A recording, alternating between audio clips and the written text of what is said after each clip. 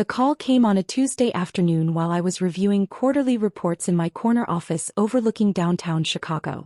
Dad's name appeared on my screen, and for a brief moment, I considered letting it go to voicemail.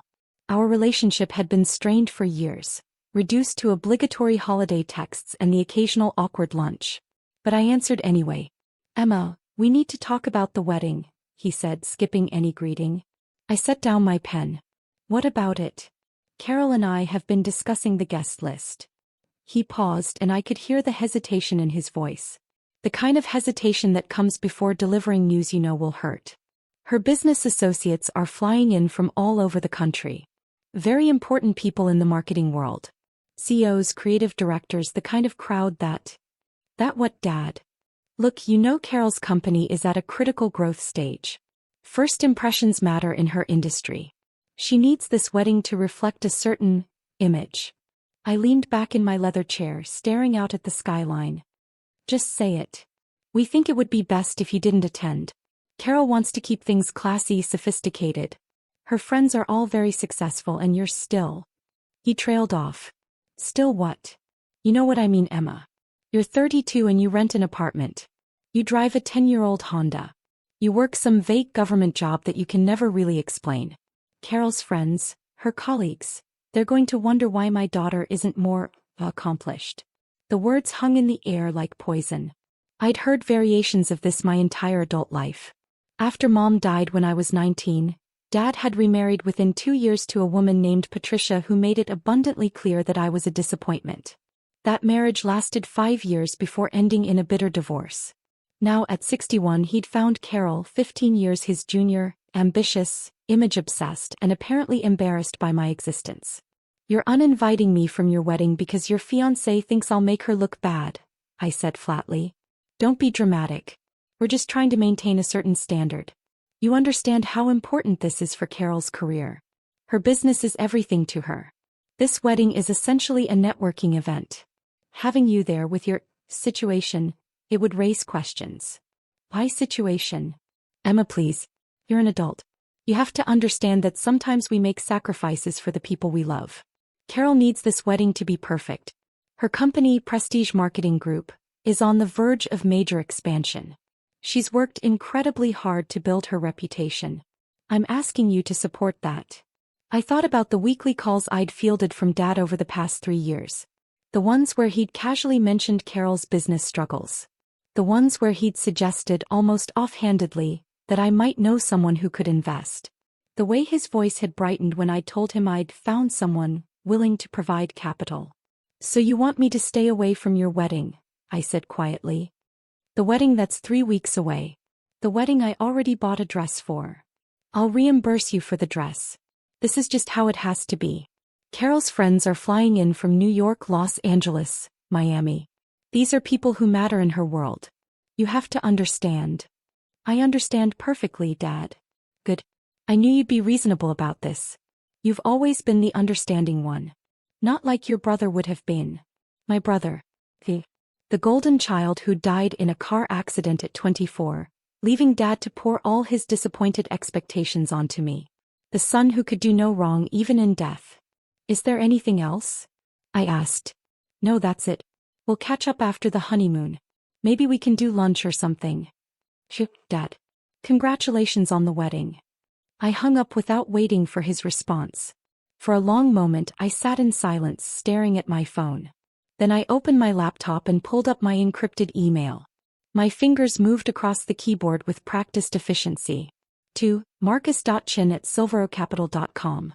Subject: Immediate action required, Prestige Marketing Group. Marcus.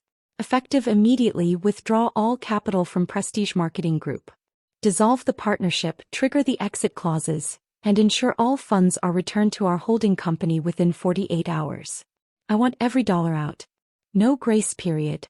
No negotiations. Emma. I hit send and closed my laptop. My phone rang 30 seconds later. Marcus Chin, my investment manager and one of the few people who knew the full scope of my financial portfolio. "Emma, I just got your email. Are you sure about this? That's $2.7 million in active capital. Prestige Marketing was showing strong growth metrics." "I'm sure." This will effectively collapse their expansion plans. They're leveraged pretty heavily against our backing. Without it, they'll have to. I know what it will do, Marcus. Execute the withdrawal. There was a pause. Marcus had been managing my investments for 8 years. He knew better than to question my decisions. Consider it done. The paperwork will be filed within the hour. They'll receive notification by end of business day. Thank you, Marcus. I set my phone down and returned to my quarterly reports as if nothing had happened.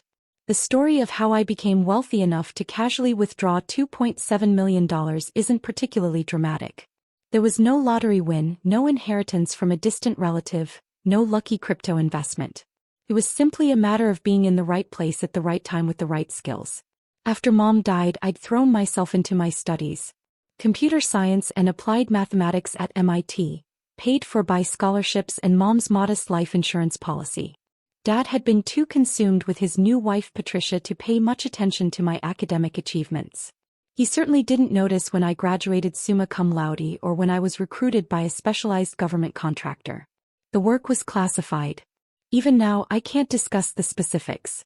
But I can say that I became very, very good at identifying patterns in complex data systems.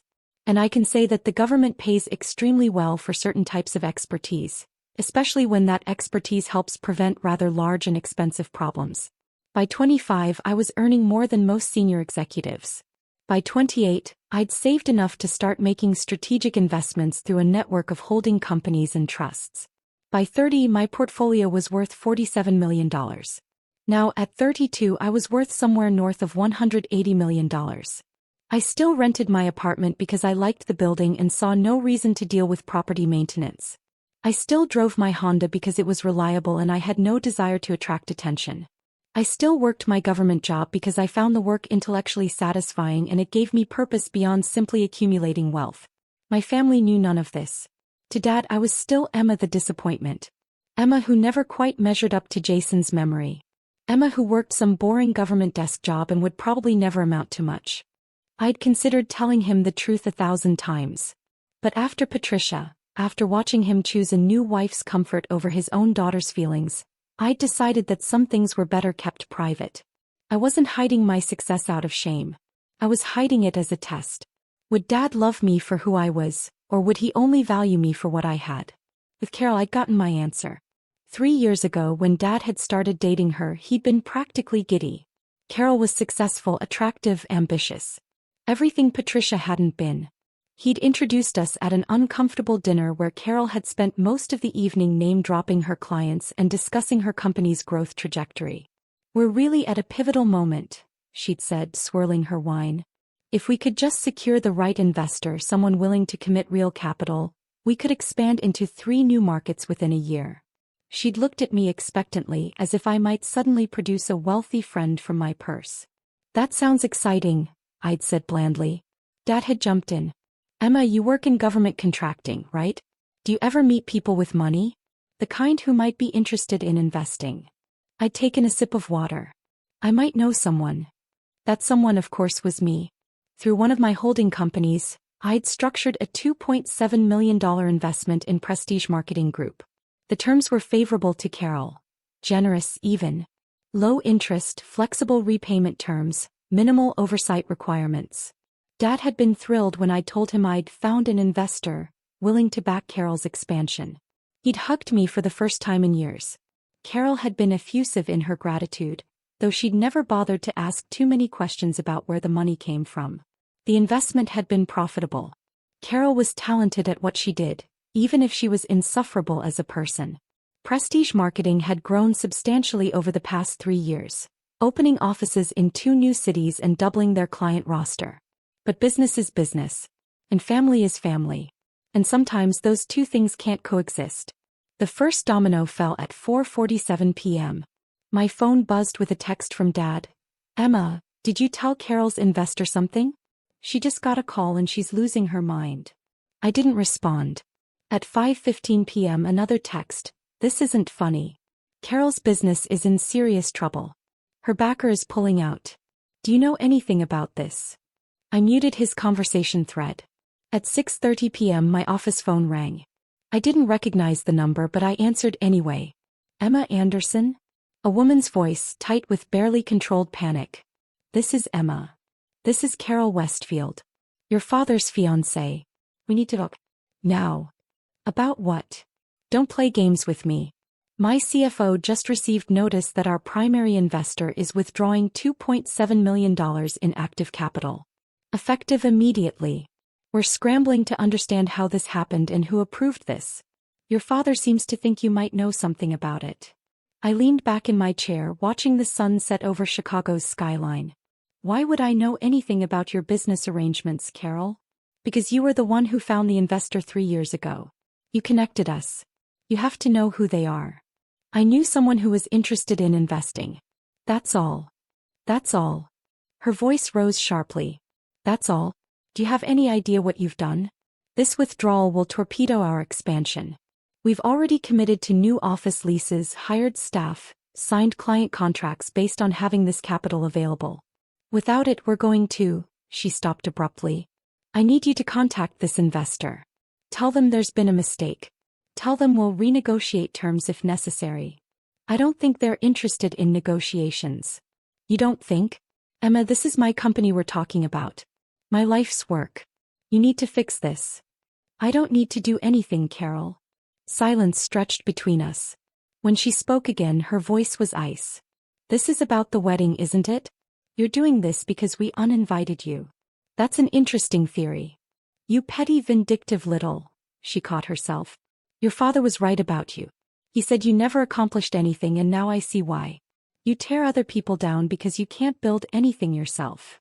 I smiled, though she couldn't see it. Is there anything else, Carol? You're going to regret this. When my lawyer finds out who this investor is, when we trace these funds, you're going to wish you'd never. I hung up. My phone immediately started ringing again. Dad's number. I let it go to voicemail. Then Carol's number. Voicemail. Dad again. Voicemail. Finally, I turned off my phone, packed up my briefcase, and went home. The voicemails piled up overnight. By morning, I had 17 messages. I listened to them over coffee in my apartment, each one more desperate than the last. Dad's first message. Emma, please call me back. Carol is beside herself. Whatever's happening with her investor, we need to figure this out. She's talking about postponing the wedding. His third message. I don't understand what's going on. Carol's lawyer says the investment was structured through something called Silver Oak Capital Management. That name means nothing to me. Emma, if you know these people, please help us. His seventh message. Carol showed me the withdrawal notice. It's signed by someone named Marcus Chin. Do you know him? Emma, please. I'm begging you. This wedding is in 3 weeks. Carol's company is falling apart. I need you to help fix this. His 15th message, time-stamped at 2:47 a.m. I know you're angry about the wedding invitation. I understand. But this is bigger than that. Carol's worked her entire adult life to build this company. You can't let it collapse because of a family disagreement. That's not who you are. I deleted all the messages and went to work. The next 2 days passed in a blur of increasingly frantic contact attempts. Dad showed up at my apartment building, but the doorman turned him away when I instructed him I wasn't receiving visitors. Carol tried to reach me through my work email, which I blocked. Dad's sister, my Aunt Michelle, called to lecture me about family loyalty. I don't know what's going on between you and your father, she said, but Carol is collateral damage here. Her business doesn't deserve to be destroyed because of a family spat. I agree, I said. Businesses shouldn't be destroyed because of family issues. People shouldn't be uninvited from weddings because they're considered an embarrassment either. Wait, they uninvited you from the wedding? Ask Dad about it. I hung up. By day 4, the story had apparently spread through the family. My phone lit up with calls from relatives I hadn't spoken to in years, all wanting to know what had happened and why I was sabotaging Carol's business. The irony wasn't lost on me. For years, none of them had cared about my life, my accomplishments, or my feelings. Now suddenly I was important enough to warrant family-wide intervention. On day 5, everything changed. I was in a meeting with my government team when my personal cell phone buzzed with a text from Marcus. Your father and Carol just showed up at the Silver Oak offices. Security has them in the lobby. They're demanding to meet with the principal investor in Prestige Marketing Group. What do you want me to do? I excused myself from the meeting and called him. How did they find the office? I asked. The withdrawal notice had our corporate address. They hired a private investigator who tracked the LLC structure. They're threatening legal action if we don't meet with them. I checked my watch. 2:30 p.m. I'll be there in 20 minutes. Don't engage until I arrive. You're coming here? Time to end this, Marcus. I grabbed my briefcase and left the building. Silver Oak Capital Management occupied the 42nd floor of a glass tower in Chicago's financial district. The offices were understated but elegant. Dark wood, leather furniture, floor-to-ceiling windows with views of Lake Michigan. It was the kind of place that whispered money rather than shouting it. When I stepped off the elevator, I could hear Carol's voice echoing through the marble lobby. This is absurd. You can't just refuse to meet with us. We have a contractual relationship with your firm. We have rights. The security guard stood impassively by the reception desk. Ma'am, as I've explained, no one from our investment team is available without an appointment. Then get us an appointment. Today. Right now. Dad stood beside her, looking older and more tired than I'd ever seen him. He wore a suit that was slightly rumpled and his tie was askew. He noticed me before Carol did. Emma. He blinked, confused. What are you doing here? Carol spun around. Did you follow us? How did you? I work here, I said simply. The lobby went silent. You work here. Dad repeated slowly. At an investment firm? Not exactly. I turned to the security guard. Thank you, David. I'll take it from here. I walked past them toward the secured door that led to the main offices. I pressed my palm against the biometric scanner and the lock disengaged with a soft click. Emma, wait, Dad said. I don't understand. What is this place? Why are you? I held the door open. Would you like to come inside and talk? Or would you prefer to continue shouting in the lobby? They followed me through the door, down a hallway lined with offices, to the corner suite at the end. The nameplate beside the door read, Emma J. Anderson, Principal Partner. Carol saw it first. Her face went white. That can't be. I unlocked the door and gestured for them to enter. My office was larger than my apartment. One wall was entirely glass, offering an unobstructed view of the Chicago skyline and Lake Michigan beyond. The other walls held framed credentials. My MIT degrees, several commendations from government agencies with portions redacted for security classification, and a Forbes 30 Under 30 feature from 2 years ago that Dad had apparently never seen. On my desk sat a single photograph. Mom smiling from the year before she died. Dad stood in the doorway staring. Emma, I don't understand. Sit down, Dad. You too, Carol. They sank into the chairs across from my desk like sleepwalkers. I remained standing, silhouetted against the window. 3 years ago, I began. Dad mentioned that Carol needed an investor for her business expansion. I agreed to help. Through this firm, through a structure of LLCs and holding companies, I personally invested $2.7 million in Prestige Marketing Group. Carol's mouth opened but no sound came out. The terms were generous. Minimal interest, flexible repayment, almost no operational oversight. I wanted the business to succeed. I wanted you to be happy, Dad. You. He shook his head. But how? You're a government employee. You drive a Honda. You rent an apartment. Where would you get $2.7 million? I've been doing specialized consulting work since I was 23. My particular skills are valuable to certain agencies. Very valuable. Over the years I invested wisely. This firm manages my portfolio along with several others. Current assets under management, approximately $180 million. My personal net worth is in the same range. The silence that followed was absolute. Carol found her voice first. You're lying. This is some kind of scam. You're not worth $180 million. That's impossible. I pulled open a desk drawer and removed a leather portfolio. From it, I extracted several documents and laid them on the desk. Bank statements from 3 different institutions. Investment summaries. Property holdings, yes, plural. I own 4 properties across 3 states that I rent out. Stock portfolios. Government contract summaries, redacted for classification but showing payment amounts. Dad reached for the papers with a shaking hand. His eyes moved across the numbers, disbelieving. This is real, he whispered. This is actually real? It's real, Dad. But why didn't you ever tell me? Because I wanted to know if you'd love me for who I was, not what I had. I met his eyes. And I got my answer on Tuesday when you called to uninvite me from your wedding. The words landed like a physical blow. Dad flinched. Emma, I didn't mean it like that. You said Carol wanted to keep things classy. That her business friends would wonder why your daughter wasn't more accomplished. You said I'd raise questions because of my situation. I was trying to protect Carol's reputation. Her business was everything. Her business that I was funding. My voice remained calm, but each word was precise, surgical. The business that wouldn't exist in its current form without my money. The expansion into Atlanta and Denver. My capital. The new office renovations. My capital. The marketing campaign that landed 3 Fortune 500 clients. My capital. Carol had gone from white to gray. You can't pull that investment. We have a contract. We have rights. I picked up another document from my desk.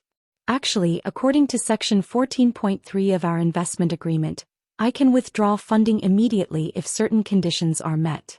Specifically, if there's a material change in the business relationship or if I determine that continued investment no longer aligns with my portfolio strategy. That's a technicality, Carol snapped. No court would. Every court would uphold it. My lawyers wrote that contract. Your lawyers signed it. You were so excited to get the funding that you barely read the terms. Dad stood up abruptly. Emma, please. Let's talk about this rationally. The wedding invitation, we can change that. You can come. Of course you can come. I don't want to come anymore, Dad. Then what do you want? Money. We can pay you back the investment over time. We'll restructure. I don't want your money. I walked to the window looking out over the city. I wanted a father who valued me. I wanted to be invited to his wedding not because I'm secretly wealthy, but because I'm his daughter. I wanted to matter. You do matter. Dad's voice cracked. Emma, you've always mattered. I turned to face him. Did I? When was the last time you called just to see how I was doing? When was the last time you asked about my life, my work, my happiness? You only called when you needed something. When Carol needed an investor. When you wanted advice on Patricia's divorce settlement. When you needed someone to listen to your problems. That's not fair. I've been dealing with a lot. The divorce, rebuilding my life, finding Carol. And I've been building an empire. Alone. The words came out harder than I intended. Do you know what it's like to achieve something remarkable and have no one to share it with? To make your first million and realize that telling your only living parent would just make them see you differently. Not better, just differently. You should have told me, Dad said quietly. I'm your father. I deserved to know. Did you? Would it have changed anything? Would you have suddenly become interested in my life? Or would you just have started asking for money? The question hung in the air unanswered. Carol stood up, her composure finally shattering. This is insane. You're punishing an entire business, people who depend on their jobs because your feelings were hurt. I'm withdrawing my investment from a business whose owner publicly considers me an embarrassment. That's not punishment. That's just good business sense. You're destroying me. Do you understand that? Without this capital, I'll have to lay off 30 people. I'll have to cancel contracts. My reputation in the industry will be ruined. Your reputation was more important than my feelings when you decided I wasn't classy enough for your wedding, I said calmly. I'm simply applying the same logic. Emma, please. Dad stepped toward me. I know I've been a terrible father. I know I've let you down more times than I can count. But don't do this to Carol. She doesn't deserve this. Did I deserve to be uninvited from my father's wedding? No. No, you didn't. You deserved better. You've always deserved better, and I failed you. Tears were running down his face now.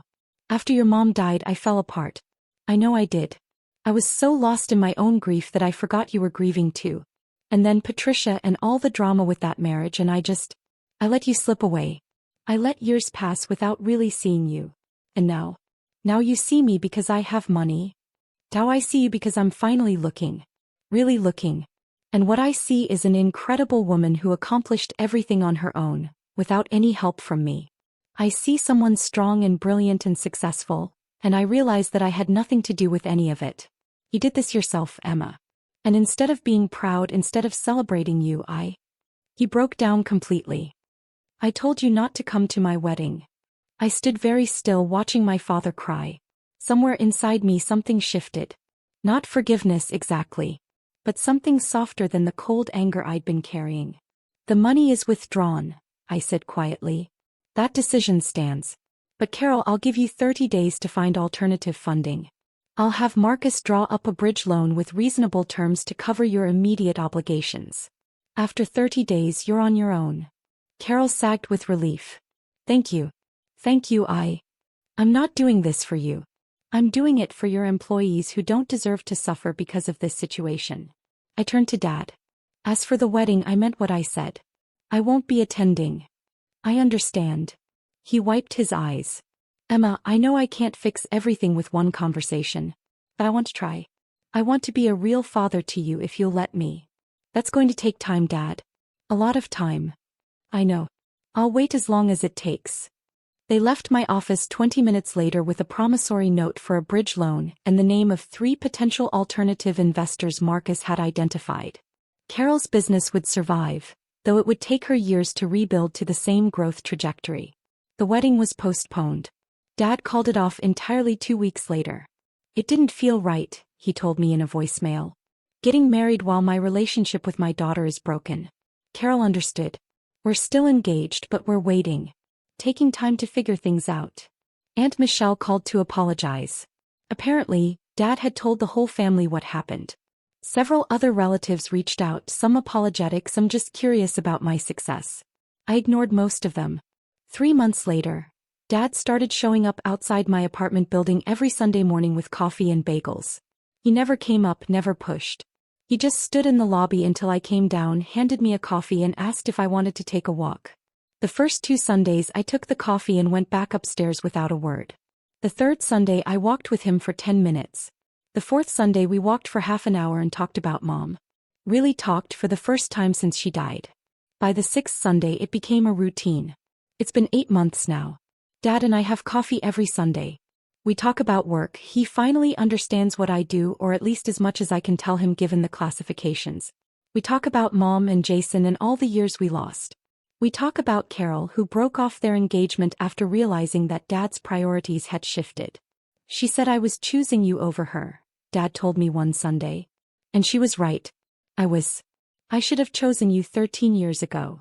We're not fixed. 13 years of distance and disappointment can't be healed in 8 months. But we're trying. That's something. Last week, Dad asked if I'd have dinner with him on what would have been Mom's birthday. We went to her favorite restaurant, the one that closed down years ago and reopened under new ownership. We ordered her favorite dish and told stories and laughed and cried. At the end of the night, as we stood outside the restaurant, Dad hugged me. A real hug, tight and long, the kind I hadn't gotten since I was a child. I'm so proud of you, Emma, he whispered. Your mom would be so proud.